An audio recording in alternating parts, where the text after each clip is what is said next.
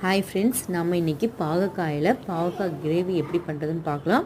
அதுக்கு கொஞ்சம் நமக்கு தேவையான பாவக்காய் நல்லா 2 பெரிய வெங்காயம் கட் பண்ணி வச்சுக்கோங்க. 30 பல் பூண்டு எடுத்துக்கோங்க. கருவேப்பிலை, தக்காளி, பெரிய தக்காளி நல்லா பேஸ்ட்டாக அரைச்சி வச்சுக்கோங்க. இந்த கிரேவி ரொம்ப டேஸ்ட்டாக இருக்கும், சிம்பிளாக இருக்கும், ஈஸியாகவும் செய்யலாம். அதுக்கு தேவையான பொருட்கள் இவ்வளோ தான். முதல்ல ஒரு வாணலி எடுத்துக்கோங்க. அதில் நமக்கு தேவையான ஆயில், நீங்கள் எந்த ஆயில் வேணால் ஊற்றிக்கலாம். நான் இன்றைக்கி மந்த்ரா கடலெண்ணெய் யூஸ் பண்ணுறேன், அதுவும் நல்ல டேஸ்ட்டாகவே இருக்கும். ஸோ கடலெண்ணெயை ஊற்றிட்டு தாளிக்கிறதுக்கு தேவையான பொருட்கள் எடுத்துக்கலாம். தாளிக்கிறதுக்காக கொஞ்சம் கடுகு, சீரகம், வெந்தயம் 1 by 1 போடணும். ஃபஸ்ட்டு கடுகு எடுத்துக்கோங்க. கடுகை ஆயில் கொதிச்சோன்னு போட்டு நல்லா பொரிச்சதுக்கப்புறம் கொஞ்சம்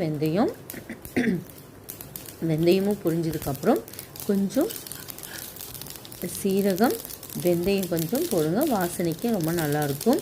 இது 3 நல்லா பொரிஞ்சதுக்கப்புறம் நம்ம நெருக்கி வச்சுருக்கிற வெங்காயத்தையும் போட்டு நல்லா கோல்டன் கலர் வர வரைக்கும் நல்லா வணக்கி விடுங்க. அதுக்குள்ளே பூண்டை நல்லா தட்டி வச்சுக்கோங்க. நான் இன்றைக்கி மிக்சியில் போட்டனால கொஞ்சம் பூண்டு நல்லா பேஸ்ட் மாதிரி ஆயிடுச்சு, மற்றபடி ஒன்றும் இல்லை. இது நல்லா பச்சை வாசம் போகிற வரைக்கும் நல்லா கலக்கி விடுங்க.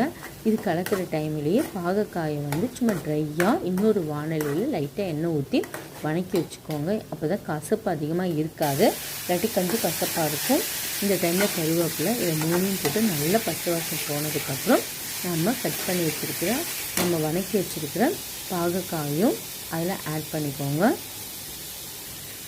ஆட் பண்ணி நம்ம இப்போ நல்லா வணக்கி விட்டதுக்கப்புறம் கொஞ்சம் பச்சை வாசம் போனோடனே நமக்கு பேஸ்ட் பண்ணி வச்சுருக்கிற தக்காளி பேஸ்ட்டை ஊற்றிட்டு இப்போ நமக்கு தேவையான காரத்துக்கு தேவையான மசாலா ஆட் பண்ணலாம்.